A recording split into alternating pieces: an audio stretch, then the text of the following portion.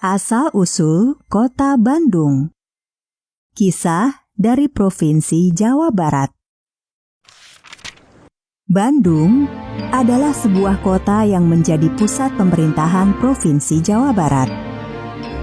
Kota ini dikenal dengan suasananya yang sejuk serta keindahannya, sehingga mendapatkan julukan Paris van Java atau Kota Paris dari Jawa. Kota Bandung juga identik dengan sebuah sungai yang bernama Citarum. Berawal dari sungai Citarum inilah, Bandung memiliki kisah asal-usulnya. Pada suatu waktu nan lampau, tersebutlah seorang sakti yang bernama Empu Wisesa. Empu Wisesa memiliki seorang putri nan jelita yang bernama Sekar. Selain seorang putri, Empu Wisesa memiliki 2 orang murid yang bernama Wira dan Jaka. Belasan tahun sebelumnya, ketika Empu Wisesa masih muda, Gunung Tangkuban Perahu meletus. Lahar Gunung Tangkuban Perahu menerjang desa-desa di sekitarnya, sehingga menimbulkan korban jiwa yang tidak sedikit. Ketika mendatangi sebuah desa yang baru saja diterjang lahar, Empu Wisesa menemukan 2 bayi yang ditinggal mati orang tuanya. Empu Wisesa kemudian merawat 2 bayi tersebut serta memberinya nama Wira dan Jaka.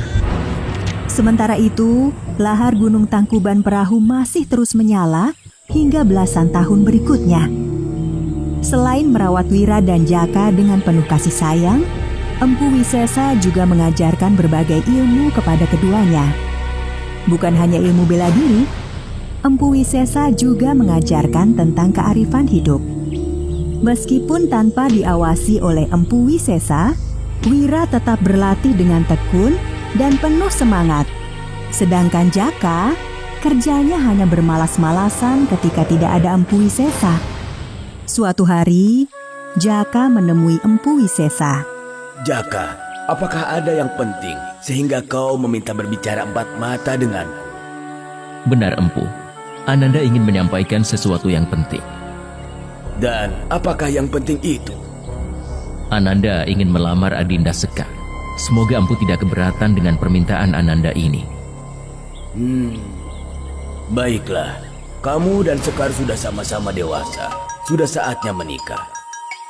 Empu Wisesa pun kemudian menyampaikan lamaran Jaka kepada Sekar. Tapi ayah, aku hanya mau menikah dengan Wira. Tapi Sekar, ayah sudah menyetujui lamaran Jaka. Itu kan masalah ayah. Kenapa tidak bertanya kepadaku terlebih dahulu?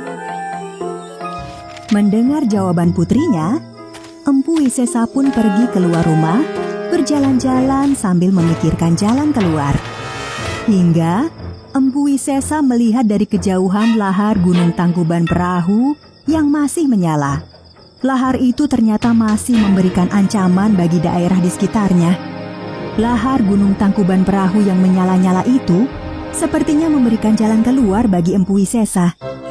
Esok harinya, Empu Wisesa memanggil Wira dan Jaka. Nah, Wira dan Jaka, aku akan menyampaikan sesuatu dan kalian jangan membantahnya. Lihatlah lahar Gunung Tangkuban Perahu itu. Siapa yang mampu memadamkan lahar itu, maka akan kunikahkan dengan Sekar. Syarat yang tidak masuk akal. Mana mungkin lahar ini bisa dipadamkan? Lahar ini api yang menyala-nyala. Api bisa dipadamkan dengan air. Wira kemudian mencari sumber air dalam jumlah besar. Hingga akhirnya dia melihat sungai Citarum. Sedangkan lahar Tangkuban Perahu berada di sebuah cekungan yang agak rendah. Dengan ilmu yang diperoleh dari Empu Wisesa, Wira meruntuhkan bukit di dekat sungai Citarum. Reruntuhan bukit itu membendung aliran sungai Citarum. Air yang meluap itu kemudian mengalir ke lahar panas yang menyala-nyala. Air sungai Citarum pun segera meluap dan masuk ke cekungan tempat lahar Gunung Tangkuban Perahu. Cekungan lahar panas yang menyala-nyala tersebut kini berubah menjadi danau yang sangat luas. Danau itu kemudian disebut dengan nama Danau Bendung karena berasal dari sungai Citarum yang dibendung. Sesuai dengan janjinya, Empu Wisesa menikahkan Wira dengan Sekar. Perhelatan pernikahan digelar meriah dengan mengundang para penduduk di sekitarnya. Beberapa tahun kemudian, Danau Bendung airnya semakin surut dan mengering. Bekas danau luas yang mengering itu berubah menjadi lahan yang sangat subur.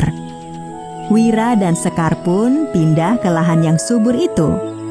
Mereka membuat ladang dan sawah dengan hasil yang melimpah.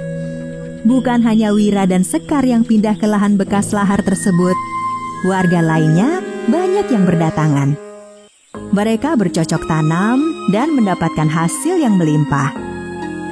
Wira kemudian diangkat menjadi pemimpin dan daerah bekas Danau Bendung tersebut lama-kelamaan disebut dengan nama Bandung.